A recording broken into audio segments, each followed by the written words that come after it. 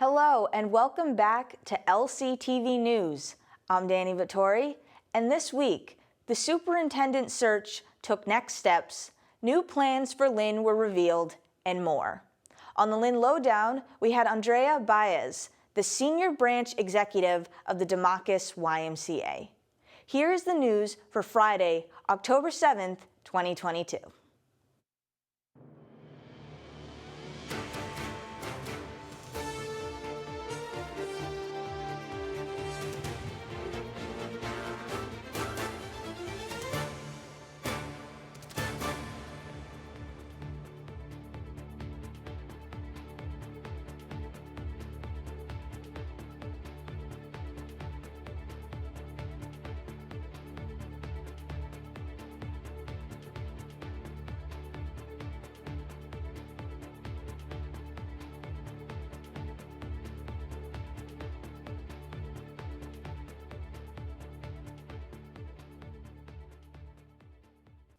The North Shore Latino Business Association is a 2022 Community Advocacy Award honoree for their dedicated work with Latino business owners and entrepreneurs.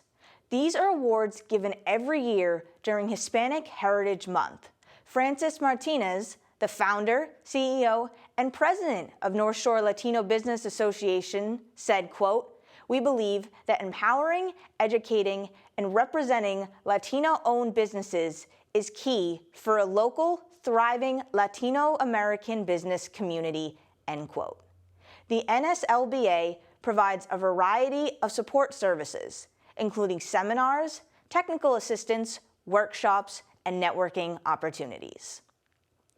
Spectrum Health Services, a nonprofit, will be opening a peer-led addiction recovery center on Exchange Street next year. According to Athena Hayden, Executive Director of Peer Services and Recovery Supports, the hope is to open the center on January 1st of 2023. Unlike other treatment centers, their focus will be on those who are already in recovery and are trying to navigate life. This is a peer recovery model, unlike traditional centers, which focus on helping patients quit using drugs. Another goal of the center is to reduce the stigma surrounding addicts while also giving back to the community. As a recovering addict herself of over 30 years, Hayden believes there's more than one way to help people in their recovery and wishes to have a space where those methods can be taught. On Tuesday, October 4th, Mayor Jared Nicholson and Glenn Kuchar, Executive Director of the Massachusetts Association of School Committees, held a public meeting to hear what the community would like to see in a new superintendent. The two recurring ideas were creating a dual language program and increasing school security and safety. Ward 3 Councilor Coco Alansung wishes to have a superintendent who is a public figure in the community as well as in the school system. Multiple parents stress the importance of the superintendent communicating with them if there are any problems surrounding the security or safety of their children's schools.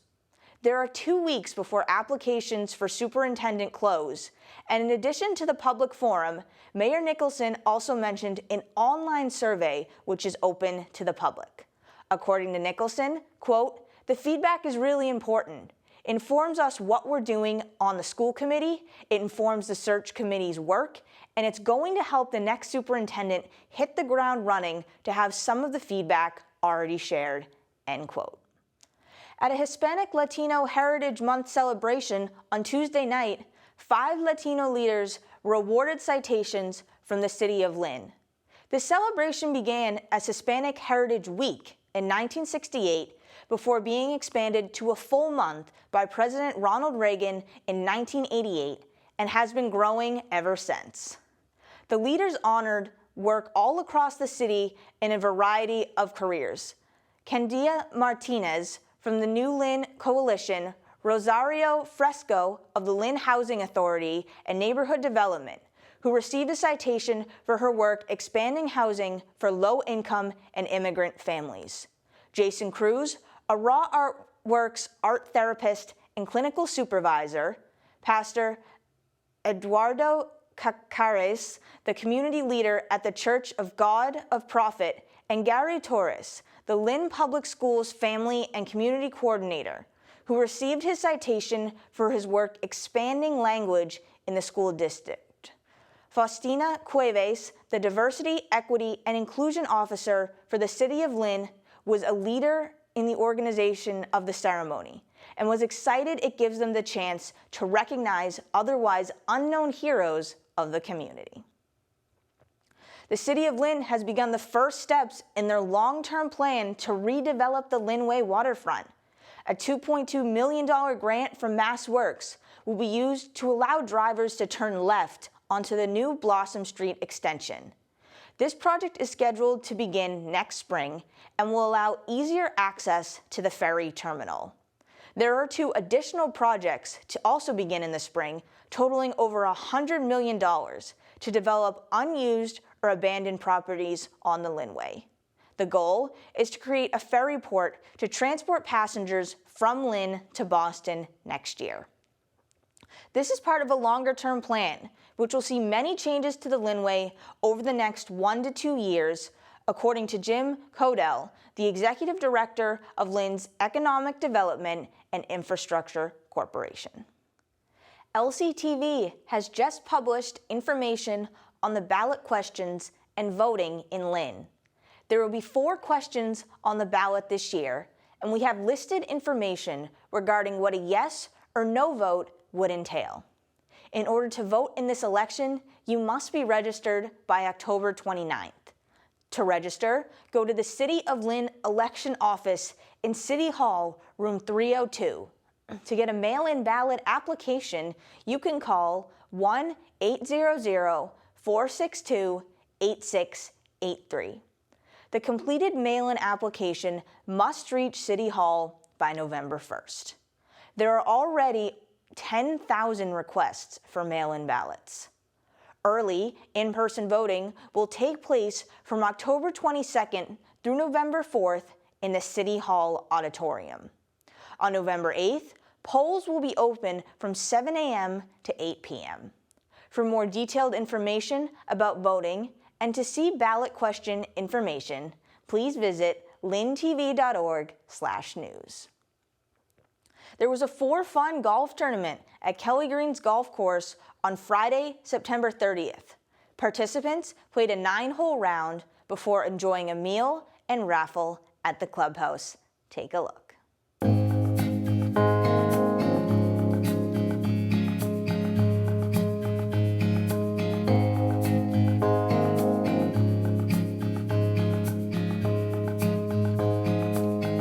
Today is our 4th annual For Fun fundraiser for Centerboard. So we're having a little golf tournament today.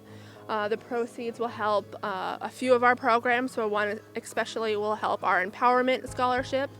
This is our 2nd year doing the Empowerment Scholarship. Last year we awarded 3 local students with $500 scholarships. Centerboard is really invested in investing in our community, so we do a number of different services, so this just helps us continue to give back to the community. We really want to thank our sponsors. Our title sponsor was Citizens Bank, so we really appreciate them. And then to all of our whole sponsors and everyone that chipped in, we couldn't have done it without them. We've been doing this golf tournament every year now. You don't have to know someone in Centerboard to come, so if it just sounds like a good time and an organization you want to support, next year feel free to sign up, and we are so willing and welcoming, so we would be excited to see everyone.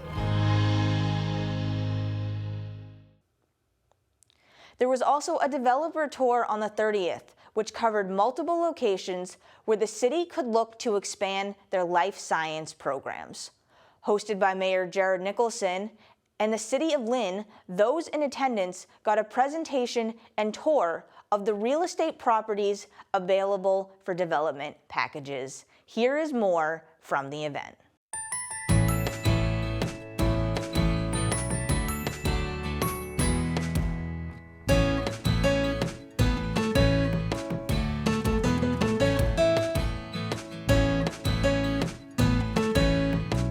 Today we're doing the Life Sciences Developer Tour. We are really excited about the potential for life sciences growth here in the city of Lynn, and we want to make that connection for industry folks. And so we've hosted real estate developers, life science industry people, workforce development folks to try to make that opportunity come to life. Brought folks around to a handful of different sites around the city and really highlighted the partnership and collaboration that we have in the city to make this go. This was an incredible day. You know, we had over 70 developers come to Lynn. Most of them have never seen Lynn before, so it was an opportunity for them to really just get a real fresh look at it. And so we were able to outline a lot of development that's happening. This year alone, there's almost $500 million in development happening this year. And I think it was eye-opening for a lot of the developers. And then we were able to take them on the trolley, go to sites that we think are prime sites for life science development, which would be not only jobs, but good paying jobs with the priority on having Lynn residents get hired for those jobs. So that's what we're shooting for, that's our goal. And I think eventually that's what will happen. One of the driving messages that we've been sharing is that not only do we have the sites, but we have the people. And we're really committed to creating workforce development pipelines for our residents to get into these jobs when they come. It's just an opportunity to really, A, show them a lot of the development that's happening, and then B, show them here's some opportunities specifically for you. The big thing is that we're pushing towards that vision of growth that's inclusive. We want to make sure that includes the Lynn residents that are here now.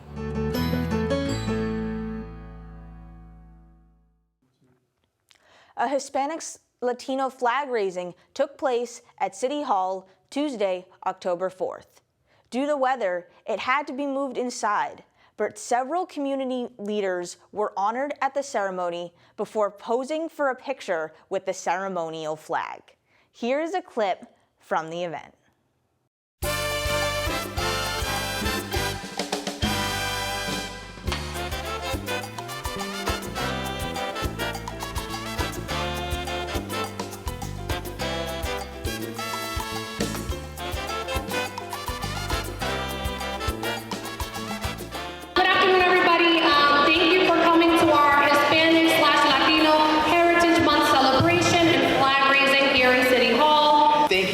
So much for coming. Thank you especially to our Diversity, Equity, and Inclusion Officer for organizing this wonderful event, Faustina Cuevas. The Hispanic Heritage Month actually served as Hispanic Heritage Week in 1968. It became Hispanic Heritage Month in the 1980s, and it's just a wonderful opportunity for us to recognize the contributions of the Hispanic Latino community to our country, and particularly here in Lynn. The Hispanic community being the largest ethnic minority, which is itself diverse. And I think that's one of the really exciting parts about this month, about this day today, is to see the diversity within the Hispanic community, the different countries, the different heritages, the different stories that you all are bringing to this city. That is a hallmark of our own community, the richness of our diversity. And so I think that aspect of the Hispanic community is something that we share as a city. It's something that we all are really proud of.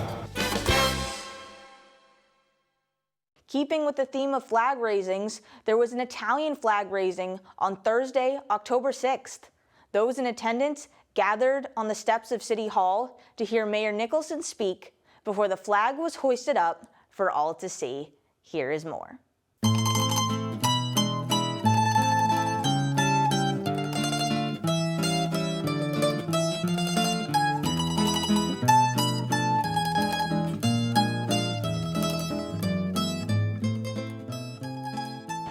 As many of you know, raising the flag in October has been a tradition at City Hall for many years. When the English poet Robert Browning moved to Italy, he wrote, "Open my heart and you will see graved inside it, Italy." Today we open our hearts and we recognize Italy in our great Italian heritage. This year the Mayor's office, working with the Lynn Lodge of Sons and Daughters of Italy and with the Lynn Italian Club, will be recognizing some of our outstanding leaders, Italian leaders in the community. My honor to recognize some selected leaders from the community who have given immensely in their time in the city of Lynn. The Italian people have contributed so much to the world we live in today, over the centuries, to the country as we know it over the last century and a half, and especially here in the city of Lynn. Former mayors in this situation were able to say that they too shared Italian heritage, and unfortunately I cannot say that. That's the beauty of events like this, is that for a month during Italian American Heritage and Culture Month, we can all celebrate Italian heritage. And thank you to all Italians who have gathered to create this opportunity to share your heritage with you. So happy Italian Heritage and Culture Month. Now for the sports update.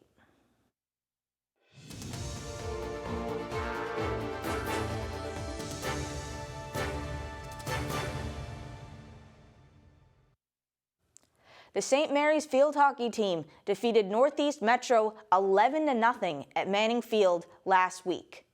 They are also ranked 12th in the Division IV power rankings, while their football team lost a back-and-forth game in double overtime 26-20, preserving Bishop Fenwick's undefeated record. The Lynn Classical football team had an impressive showing, beating Medford 30-6. Freshman Tyron Hugh led the team, running for 278 yards.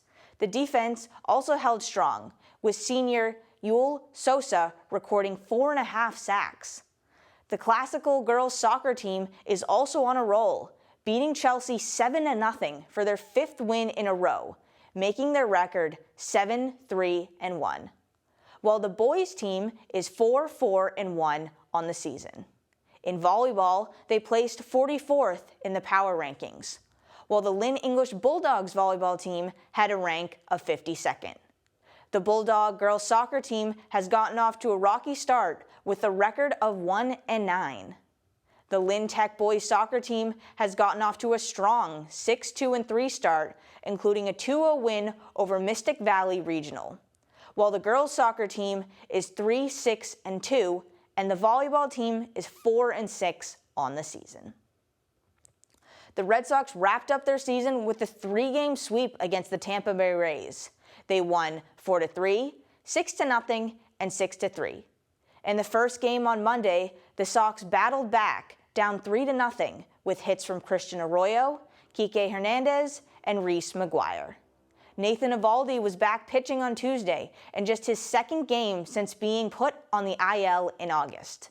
Despite the game being called after only 5 innings due to weather, the Red Sox dominated, with Eovaldi going 5 scoreless innings and Xander Bogaerts hitting a grand slam through the rain in the 5th. JD Martinez was the star in the final game of the season, hitting a 3-run blast in the 1st and going bridge again with a solo shot in the 4th. The biggest headline being that longtime broadcaster and former Red Sox pitcher Dennis Eckersley has officially retired now that the regular season has concluded. Known by most as Eck, he had 2 stints with the Sox, from 1978 to 84, then again in 1998. Eckersley began broadcasting for the Sox in 2002, and with his retirement is finishing off a 50-year career with the Red Sox organization. Famous for his Eckisms, Red Sox fans across the country, including myself, will miss his color commentary and infectious personality. Said best by Eck, it really is a beautiful thing. The New England Patriots lost an overtime game against the Green Bay Packers on Sunday the 2nd. Starting quarterback Mac Jones was out on injured reserve, and backup Brian Hoyer left early in the game for concussion protocol. Rookie Bailey Zappi had to step in and had a strong showing in his first regular game. He went 10 for 15 with a touchdown pass. Adrian Phillips led the defense with 6 tackles and an assist. The game was tied 24-24 going into overtime before the Packers kicked the game-winning field goal. The Pats will play the Detroit Lions at home next Sunday at 1 p.m. The Boston Celtics began the preseason with a 134-93 victory over the Charlotte Hornets. Jaylen Brown led the Celtics with 24 points while also playing 24 minutes. Jason Tatum was right behind him with 16 points in 22 minutes played. They lost their second preseason game against the Toronto Raptors 125-119 to even out their record at 1-1. This week on the Lynn Lowdown, we sat down with Andrea Baez of the YMCA to discuss their new building, programs, and events. Here is the Lowdown.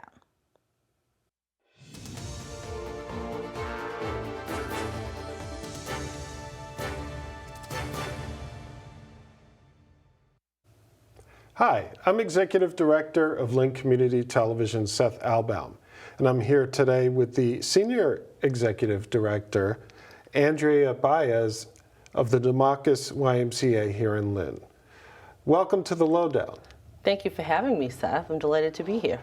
Great. Well, I hope to learn today more about the Y and its programs.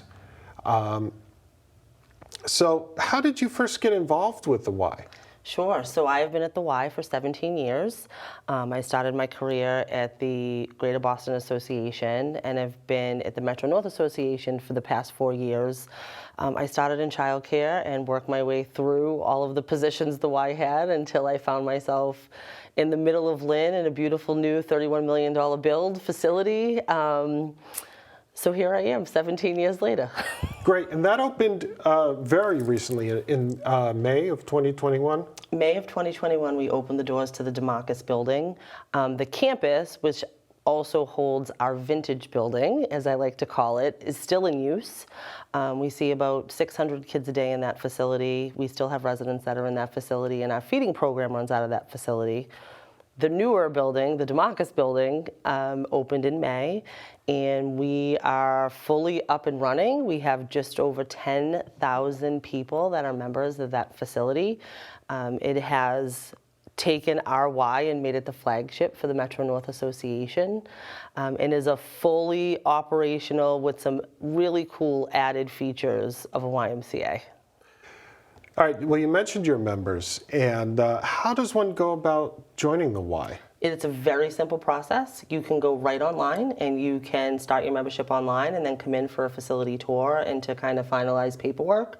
Or you can come right to the front desk and we have Welcome Center associates that are always there willing to assist to get people ready back on track to get healthy.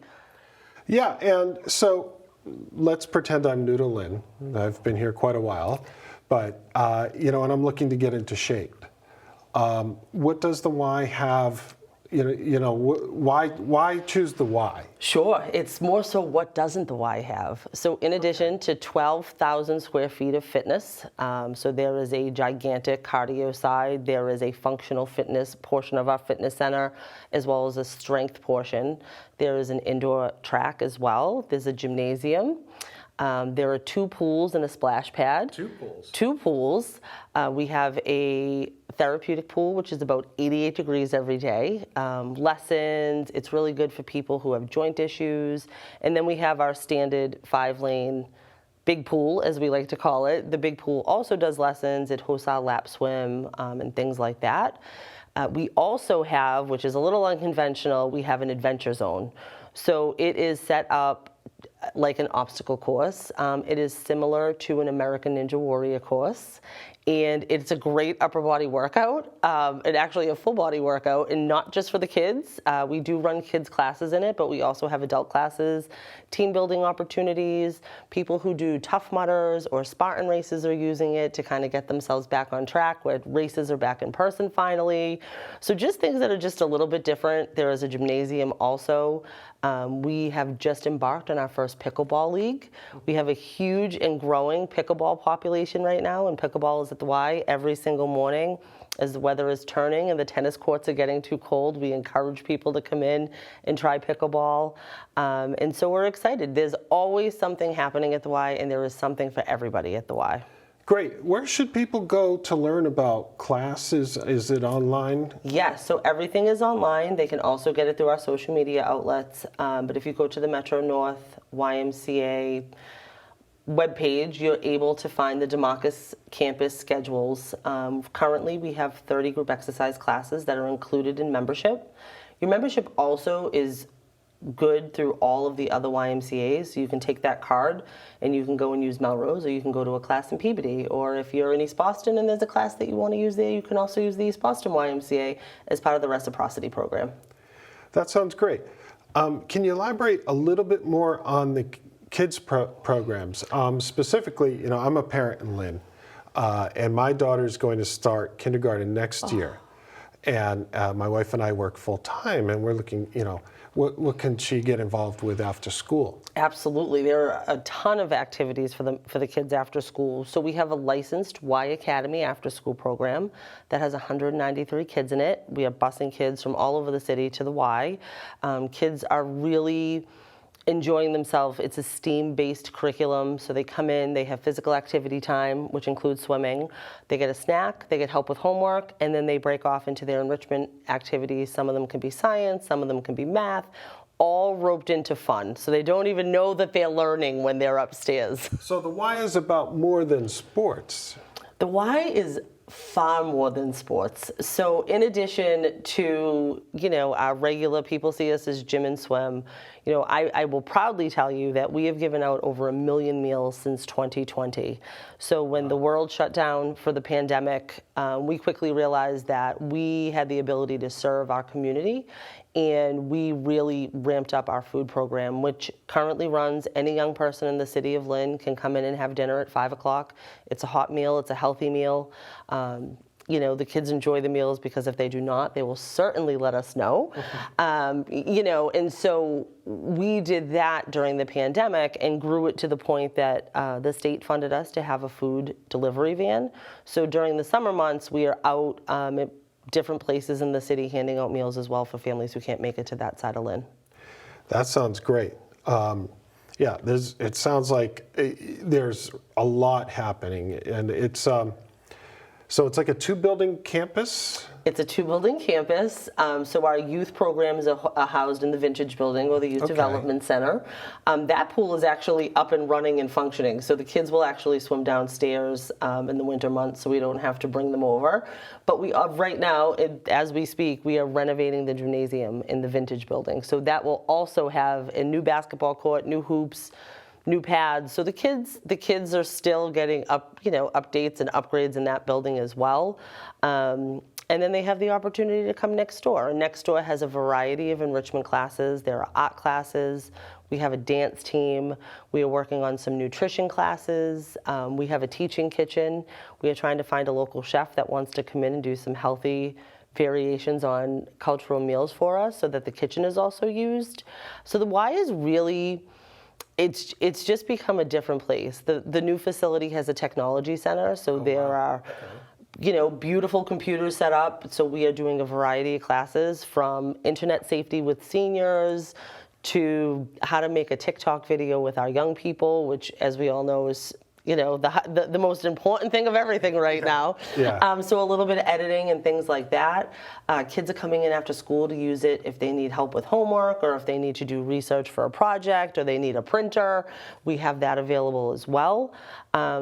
We also had the opportunity to provide a space for people if they were going through housing court and it was remote and they didn't have an opportunity or a computer at home or Wi-Fi at home. We have a space for them. They can do that also with the Y, in addition to any telehealth appointments that they may also have. That sounds great. I live in Lynn. I knew there were a lot of programs there, but there's more going on there than I even expected. We're busy. Yeah. So I imagine there must be like a whole course catalog, or. There is. So we run in 8-week sessions. So every 6 weeks, a new course catalog comes out, and we're really thinking through, what does the community want from the Y? We are a very sports-rich community in Lynn. Right now, all of our young people are engaged in some kind of Pop Warner football or AYF football. So we're trying to work within our parameters to see who aren't we reaching, what kids aren't playing football, what do they want to do. So we have about 600 kids in our swim lessons every 8 weeks. Some of them are returners, some of them are new. We also have Adventure Zone classes, which is something different in our Adventure Zone for kids. Those classes are also very popular right now. This this season we started a new class called Discover Demakes, and it's really just using all of the extra cool spaces that that facility has. So there's a day that they're in the kitchen, there's a day that they're in the technology space, there's a day they're using the pool, there's a day that they're using Adventure Zone. So how does somebody get their hands on this course catalog? You can find it right online at our website. We Okay. also have it available. All the updated information comes out every 6 weeks at our front desk. People can certainly shoot an email into the branch general email box, and somebody will also put those right via email to them. Thanks, Andrea, and thanks for coming down to tell us all about the Y. Andrea Baez is the Senior Executive Director of the YMCA, the Demakes Family Y in Lynn. Did I get that right? You did. Excellent. And get your hands on that course catalog. I know I will, and explore everything the Y has to offer. Thank you so much for having me. Thank you.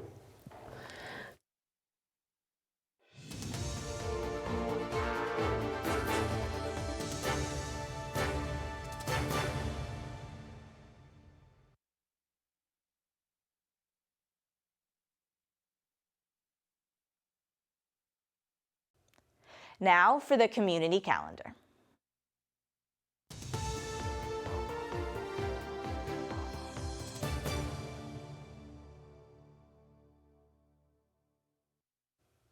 Tuesday, October 11th, from 6:30 to 7:30 p.m., there will be an event for the National Hispanic Latino Heritage Month titled, "Are We Hispanic or Latino?"